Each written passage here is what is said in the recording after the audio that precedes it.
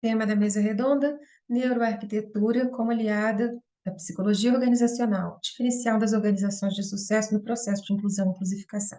Participantes: Kézia Valverde, mestranda em psicologia organizacional da MUST, Lori Crisio, convidado, doutorando em neuroarquitetura, autor do livro Neuroarquitetura, Design e Iluminação. Olá, eu sou Kézia Valverde, falo de Brasília, sou mestranda em psicologia organizacional, sou branca, tenho cabelos avermelhados, olhos castanhos, uso óculos, estou usando batom vermelho, brincos e um colar. Minha área de atuação é o design e arquitetura, por isso que pode parecer bem diferente o tema do meu artigo.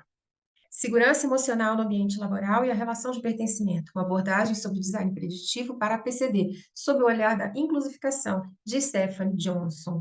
Diversidade hoje não é mais uma opção nas organizações, é preciso haver uma relação de convivência com os grupos minoritários. Esse olhar aqui no Brasil, ele tem uma amplitude maior com a Constituição de 80 e principalmente a abertura do mercado para as multinacionais no final do século XX. O recorte desse trabalho se dá na inclusão, a pessoa com deficiência, essa relação de pertencimento com as organizações, que vai traduzir numa segurança psicológica, uma segurança emocional, através da aplicação do design preditivo. Nosso objetivo é discorrer sobre os desafios da diversidade, da segurança emocional no ambiente laboral, com a intervenção baseada no design preditivo, que nada mais é que um projeto de arquitetura e design capaz de despertar intencionalmente sensações positivas e emoções que a empresa quer que aconteça, emoções favoráveis, de acordo com esse projeto. As reflexões críticas sobre desigualdade, diferença, preconceito, têm trazido um discurso maior acerca das práticas da gestão empresarial, principalmente com foco da gestão da diversidade. E é claro que hoje que nós sabemos que a diversidade dentro de uma empresa traz produtividade, criatividade e inovação. Isso é um fato. Então, como a intervenção do ambiente laboral, a economia do espaço, com o olhar do design preditivo, pode proporcionar essa segurança emocional para o PCD? Essa pesquisa se deu por método exploratório quali quantitativo através de revisão bibliográfica, principalmente de Lori Crisel, que é o nosso convidado aqui na mesa redonda e que eu tenho muito prazer de recebê-lo. Muito obrigada pela sua generosidade, Lori. Johnson, que é a autora do livro da Inclusificação, Ferrari e tantos outros que só enriqueceram a nossa pesquisa. Afinal, então, o que é inclusificar? Para Johnson, a inclusificação é muito maior do que a inclusão, é celebrar as perspectivas únicas, a singularidade daquela pessoa, criando um ambiente de colaboração e, com certeza, trazendo uma sensação de pertencimento. Johnson, inclusive, traz na sua obra uma fórmula interessante. Ela diz essa singularidade da pessoa, mais a sensação de pertencimento é a inclusificação. E olha, é um esforço contínuo, e não vai poder parar, a empresa vai trabalhar com ela durante o tempo. Crisel traz esse mesmo paralelo nessa analogia, porém dentro da arquitetura, na neuroarquitetura, diz o seguinte: espaço hirto, sem identidade, aquele lugar vazio que a gente tem na nossa casa, que a gente compra, que a gente ainda nem pintou, e mesmo no espaço laboral. Mas a identidade, aquela identidade, lembra nas mãozinhas na caverna de Lascaux, do Homem da Caverna, que ele identificou aquela caverna. Então, o espaço mais identidade, eu chamo de lugar. Lugar é pertencimento, aquilo é meu. De acordo com a Lei 13.146, a PCD, a pessoa com deficiência no Brasil, é aquela que tem limitações físicas, mentais, intelectuais, sensoriais. E é interessante que, segundo o IBGE 2019, dentro de toda a população brasileira, nós temos marcados 24% de PCD. Desses 24% de PCD, 28% estão fora do mercado. Por quê? Mas o que é o PCD? Às vezes a gente só se limita naquelas deficiências cadeirante, é um mutilado, cego, surdo. Não, mas nós também temos a deficiência invisível, principalmente que hoje está bem alta, com as neurodiversidades, TEA, TDAH, TDA, a superdotação, inclusive. O que fazer para inseri-las lá? Na arquitetura, nós temos uma norma 9050 de 2015 que estabelece esses parâmetros de adaptação do espaço, a ergonomia. Mas então, Kese, e esses imóveis antigos que precisam ser readaptados? Existe um problema do alto investimento para a adequação desse espaço laboral. E as empresas que que optam por ter o seu espaço preparado pela neuroarquitetura estão um passo à frente nesse mercado competitivo. Vamos entender, então, que Evenato, ele fala que o homem moderno, olha só, passa o maior tempo das suas vidas nas organizações, por isso é tão necessário esse sentimento de pertencimento, para que a pessoa se sinta incluída naquele lugar. A humanização do ambiente traz qualidade no ambiente e tira aquele aspecto hostil, e por isso a pessoa, então, se sente muito mais segura naquele local. Veja, a crise, eu falo assim, olha, o cérebro e o comportamento do indivíduo são afetados pelo ambiente construído, e isso vai gerar emoções que vão alterar nosso estado físico, mental, consequentemente, impactando na tomada de decisões, olha só, na atenção, na socialização e no bem-estar daquela pessoa. A integração do homem no espaço só facilita esse processo de inclusão. Veja que é preciso trazer o sentimento de pertencimento para aquele lugar, para que a pessoa tenha um senso psicológico individual de que ela está sendo incluída. Aquela história, né? Não basta só pegar a pessoa e colocar ali, tirar para dançar na festa também. A inclusão vai além da diversidade, é o que nós falamos, e esse ambiente propício vai trazer pleno desenvolvimento para o potencial daquela pessoa. Afinal, alguém olhou para ela. Então, nós consideramos que o design preditivo dentro da neuroarquitetura aplicado aos projetos corporativos é um grande diferencial para as empresas à frente da inclusão. O ambiente ele vai criar uma conexão emocional com o indivíduo e, consequentemente, trazer segurança psicológica, gerando essa sensação de pertencimento, porque ela cria novas emoções. O design preditivo ele tem um estudo bem avançado dentro da arquitetura hospitalar, para trazer cura mesmo. Mas ela tem sido objeto bem forte de estudo na arquitetura corporativa com a aplicação da neuroarquitetura. E eu agradeço vocês pela atenção. Eu convido meu querido professor, colega, meu mentor, eu sempre fico ali conversando com ele também, uma pessoa fabulosa, generosa e que veio fazer parte da nossa mesa redonda. Eu deixei lá no final a mini bio dele para vocês poderem olhar e aproveitem. Olá a todos, muito prazer. Meu nome é Lore Kriesel, eu sou arquiteto. Em uma autodescrição, eu sou branco, 1,75 m, levemente calvo. O levemente é a minha crença. Uso barba, tanto barba quanto cabelo e olhos também são escuros. E neste momento estou na minha sala, no meu escritório. Atrás de mim tem um painel parametrizado que forma uma onda bem orgânica e possui alguns elementos ali de vegetação também. E é um grande prazer estar aqui com todos para que a gente possa conversar um pouco sobre a intersecção entre neuroarquitetura e ambientes corporativos, ambientes laborais, de um modo geral, mas também os ambientes corporativos, onde a gente trabalha muito a questão da psicologia comportamental, visto que o que sempre buscamos é uma relação aonde nós temos a psicologia organizacional como parte da psicologia comportamental. Quando nós falamos sobre neuroarquitetura e nós estamos fazendo uma intersecção entre neurociência e arquitetura, ou seja, tudo que a arquitetura pode promover a usuários de determinados espaços, e quando nós falamos de espaços, não falamos apenas de espaços internos, mas também externos. No ambiente laboral, de um modo geral, nós falamos especificamente mais do espaço interno, onde quesitos da composição espacial podem ser amplamente utilizados como diversas ferramentas voltadas a níveis experienciais. E, obviamente, que quando falamos de espaços corporativos, a gente está falando de criatividade, de produtividade, mas, acima de tudo, estamos falando de um item chamado segurança psicológica. Ou seja, quando nós desenvolvemos no nosso ambiente de trabalho segurança psicológica, significa que nós estamos criando engajamento e vínculo. E, obviamente, que aqui trazemos uma nova postura quanto às entregas e demandas efetivas sobre produtividade. Acreditou-se no passado que picos de alta produtividade eram interessantes. E, de fato, até podem ser em momentos ocasionais. No entanto, o que realmente valida um espaço laboral é uma produtividade constante e qualificada. Assim, nós evitamos o adoecimento e criamos vínculos cada vez maiores com os componentes de times ou de times que se coligam ou formam uma intersecção entre si. Então, eu com muito prazer que eu venho até aqui ao convite de uma grande amiga, que é a Kézia Valverde, uma grande colega também pesquisadora da área, e temos aí já um elo de amizade, de carinho e principalmente de admiração já de longa data, e fico muito grato em poder contribuir, né?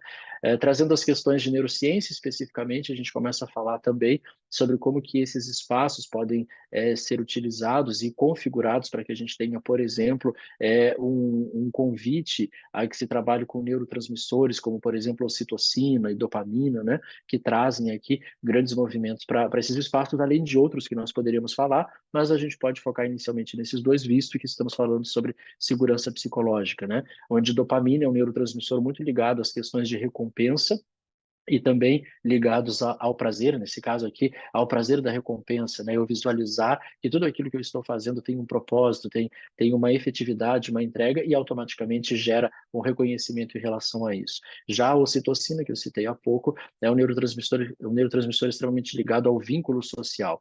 E nesse vínculo aqui nós conseguimos tratar a configuração do grupo como um elemento sólido, onde as pessoas se sentem, através dessas duas combinações, dentro dessa configuração chamada de segurança psicológica, ou seja, um ambiente onde eu enxergo as outras pessoas que aqui estão comigo como uma grande rede protetora, onde eu posso expor as minhas ideias, onde eu posso expor a minha condicionante de produção ou de entrega, sabendo que ela será acolhida, não necessariamente aceita, mas sim acolhida, respeitada e, obviamente, junto com outros, lapidada para que o time, então, tenha um resultado cada vez maior. E aí, quando a gente começa a falar sobre a psicologia organizacional, né, dentro dessa conformação de comportamento, obviamente que nós temos um link muito efetivo e explícito entre esses assuntos aqui. Lori, feliz demais de te receber aqui. Agradeço muito a sua presença nesse período com a mesa redonda aqui na MUSH, nessa transdisciplinaridade. Eu acho muito legal. Eu trabalho bastante nos artigos falando sobre arquitetura, sobre design, sobre a neuroarquitetura, e essa é uma oportunidade para o pessoal da psicologia organizacional entender como que tudo está tão ligado, tudo é tão lindo, e você falou tão belamente agora apresentando o seu resumo. Lá no seu livro, você trabalha com dois pesquisadores. Você cita, quando fala sobre a teoria de Eichmann, você cita Goleman e Gardner. Goleman com a inteligência emocional bem voltada para o relacionamento e Gardner com a inteligência múltipla, né? Lógica, espacial, sinestésica, existencial, natural, enfim, lógica matemática. Nessa relação, arquitetura, psicologia organizacional, gente, né? Como você gosta de falar, projeto é gente. Costura para nós, fala mais um pouquinho dessa segurança psicológica para essas pessoas preparadas nesse ambiente preparado para elas. Perfeito, Keis. Então, mais uma vez, fico muito grato pelo carinho, sei o quanto você é dedicada à curadoria de tudo aquilo que você traz às suas proposições, então eu fico muito grato, muito honrado pelo convite.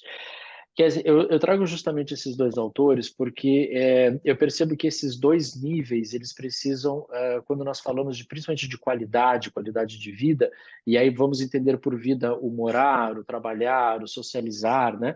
Essa qualidade, ela passa por vários quesitos aí onde nós precisamos realmente gerir algumas questões, né? Quando existe o termo, né, chamado inteligência emocional, eu sou muito adepto a uma expressão utilizada pela doutora Carla Tiepo, uma grande neurocientista, que ela fala sobre gerenciamento emocional, né? Gerenciarmos as emoções. Está muito mais apropriada essa questão de ficarmos ali dialogando com elas e, em alguns momentos, até mesmo negociando com elas, né? Mas as nossas emoções também têm uma ligação intrínseca com outras questões nossas, né? Como você citou sobre os dois autores, quando nós começamos a falar sobre os nossos movimentos tidos como as skills, né? E aqui nesse caso não apenas as hard skills, mas as soft skills também. E a gente percebe que é esse compilado entre essas duas vertentes que fazem com que eu tenha um posicionamento, mas eu também crio uma identidade, um vínculo, hoje também chamado de engajamento com o ambiente onde eu trabalho, né? O ambiente onde eu me sinto inserido, principalmente se eu estiver falando de uma coletividade. Então, eu preciso me entender como partícipe e um partícipe reconhecido desse espaço, e assim devo sê-lo, já que eu quero entregar isso, né, como uma proposição a essa minha experiência, mas também entender que existem outras pessoas envolvidas nesse processo e que em algum momento nós vamos ter que entrar em uma cordialidade de consenso sobre muitas coisas. Nesse aspecto, quando a gente começa a conversar sobre a psicologia organizacional, a gente começa a entender que esses vínculos comportamentais são de extrema importância para que a gente tenha essa validação do que, no texto que a gente acabou de conversar, eu falava sobre essa chamada segurança psicológica, né? Quando a gente fala sobre a psicologia organizacional, a gente vai entender que sim, o ambiente onde eu estou inserido, aliado a outros elementos, podem me trazer determinados condicionantes maiores de vínculo, né? Principalmente o vínculo social, onde eu me vinculo com a empresa, eu me vinculo com a marca, eu me vinculo com o trabalho, eu me vinculo com as pessoas que aqui estão, e aí sim eu começo a gerar essa entrega cada vez mais qualificada. Qualificada para quem recebe, mas principalmente qualificada por mim, né? É aquele momento que eu digo que no ambiente laboral, por exemplo, eu estou vestindo a camisa da empresa, mas por baixo está a minha, né? Então eu faço por mim, com a tranquilidade, com a certeza da entrega de que eu estou fazendo para o outro, né? Então aqui sim a gente vem com aquela sensação de terminar o dia bem, nossa, que a gente comenta, né, que você tem aquele momento de estou no lugar certo, fazendo a coisa certa, com as pessoas certas, e aí efetivamente, né, a gente começa a falar da ocitocina, da serotonina, da dopamina, a gente começa a perceber que a gente começa a ter aqui alguns invólucros da neurociência que começam a explicar essa condicionante que foi criada pelo espaço, mas também pela filosofia dessa empresa para que eu assim me sinta, né?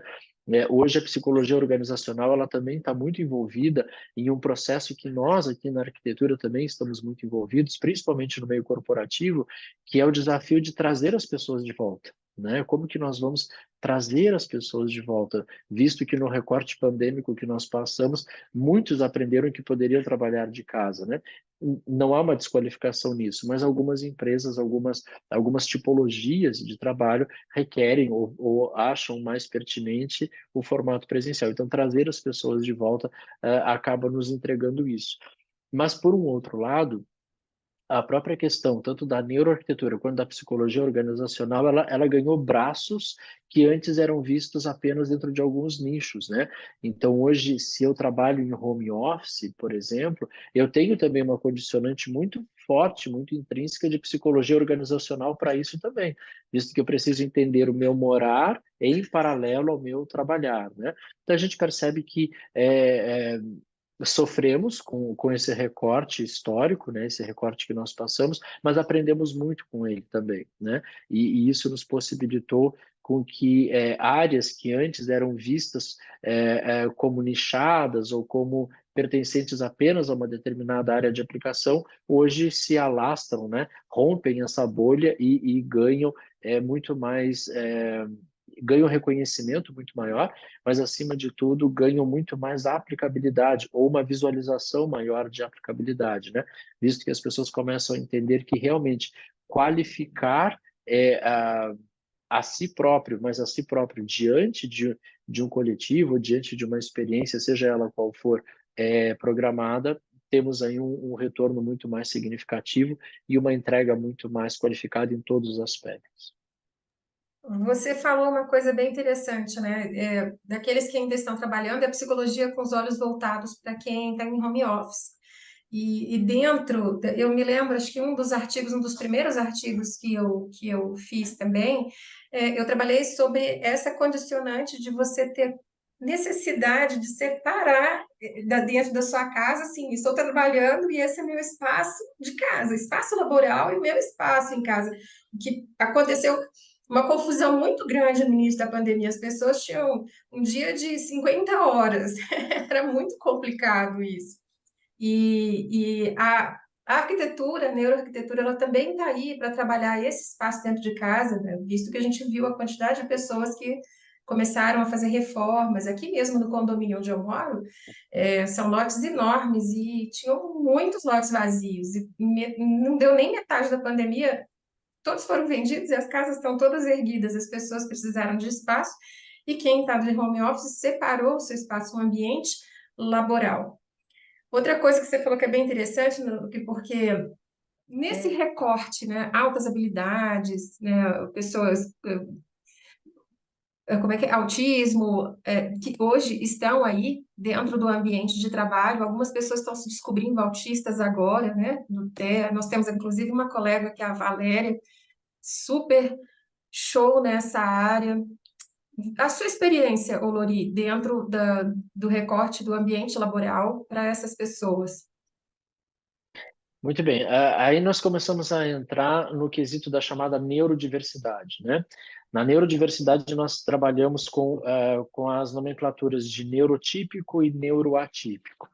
Nos neuroatípicos, nós entramos com TDAH, espectro do autismo, dislexia, enfim, podendo até mesmo chegar a condicionantes que são condicionantes de declínio cognitivo, né, como Alzheimer, né, enfim, de uma forma mais patológica. Ou seja, abarca-se tudo. Mas a gente começa a trabalhar também com outros espectros, como, por exemplo, superdotados, como nós falávamos antes, né? Pessoas que são hipersensíveis, outras são hipossensíveis. Então, isso tudo entra dentro desse grande espectro da neurodiversidade. Nesse aspecto, um dos elementos bastante utilizado para trabalhar com isso são algumas estratégias do design biofílico, né? Quando nós falamos sobre design biofílico, nós estamos trabalhando com o conceito da biofilia sendo utilizado de forma estratégica. E uma das condicionantes que nós trabalhamos é uma condicionante chamada refúgio. O que significa isso? Significa que mesmo que eu esteja em um ambiente coletivizado, ainda assim eu tenho a minha personificação garantida, ou seja, eu tenho a possibilidade de sentir-me só, mesmo que eu esteja com outros, né? Então, aqui, no ambiente laboral, pensou-se, num primeiro momento, nos buffs, né? Então, você tem aqueles pequenos espaços, um pouco mais separados, para uma pequena reunião, para uma ligação, mas eles um pouco mais isolados, né? Hoje, a gente já consegue trabalhar, por exemplo, com algumas diagramações espaciais, onde eu não tenho necessariamente o isolamento, mas eu tenho, sim, um afastamento. Eu não tenho paredes, eu não tenho elementos de bloqueio, mas sim eu tenho uma sinalização muito efetiva de utilização do espaço que eu estou no meu refúgio neste momento, seja para produção, seja para uma ligação telefônica, e eu consigo trabalhar dessa forma. Esses refúgios, eles também podem ser construídos da mesma forma, ou seja, ainda dentro de uma coletivização, mas prevendo usos específicos para demandas específicas. Por exemplo, quando nós falamos sobre design biofílico, a gente pode imaginar assim, então vamos ter grandes aberturas para trabalhar bastante com iluminação natural. Ok, para neurotípicos, realmente essa é uma resposta muito qualificada. Mas e para um neuroatípico?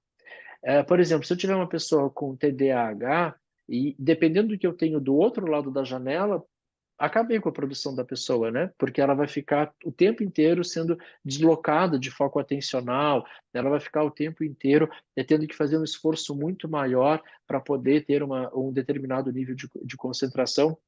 Então, essa é uma resposta que para esse neuroatípico não é a melhor resposta, né?